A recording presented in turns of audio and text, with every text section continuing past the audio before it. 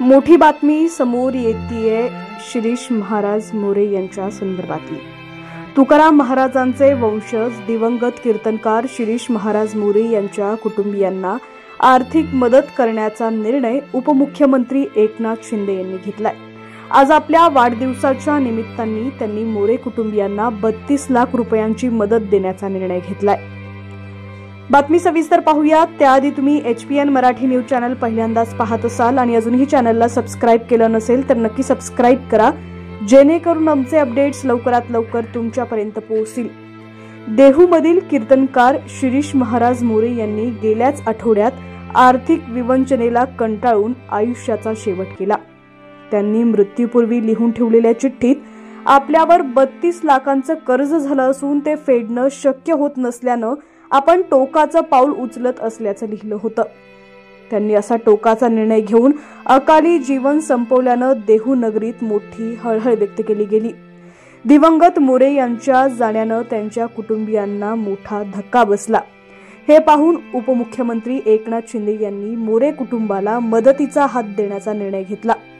उपमुख्यमंत्री शिंदे यांनी त्यांना 32 लाख रुपयांची मदत देण्याचा निर्णय घेतला असून ही मदत घेऊन त्यांनी आमदार विजय शिवताळे यांना आजच शिरीष महाराज मोरे यांच्या घरी जाऊन ही मदत त्यांच्या कुटुंबियांना सुपूर्द करण्यास सांगितलंय।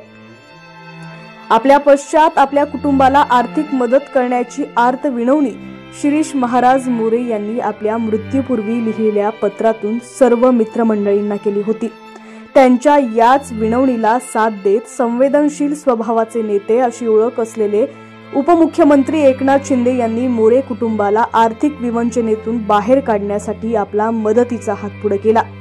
माझ्यावर कर्जाचा डोंगर आहे, मी कुणाकडून किती कर्ज घेतलंय याची कल्पना बाबांना आहे, तरी मी त्यांची नावं आणि रक्कम चिठ्ठीत नमूद करत आहे। एकूण 32 लाखांचं कर्ज आहे, त्यापैकी कार विकून 7 लाख फिटतील, वरचे 25 लाख फेडण्यासाठी तुम्ही माझ्या कुटुंबाला साथ द्या अशी विनंती महाराजांनी मित्रांना केली। मला वाटत होतं मी हे कर्ज फेडू शकतो, परंतु आता लढण्याची ताकद माझ्यात उरली नाही, म्हणून हे टोकाचं पाऊल उचलत आहे। इतर चिठ्ठ्यांमध्ये आई, वडील, बहीण आणि होणाऱ्या पत्नीचीही महाराजांनी माफी मागितली आहे। होणाऱ्या पत्नीला अनेक स्वप्न दाखवली होती, पण ती पूर्ण न करता मी निघालोय, पण माझ्या सखे तू कुठं थांबू नकोस, तुझं आयुष्य जग असंही चिठ्ठीत नमूद केलंय।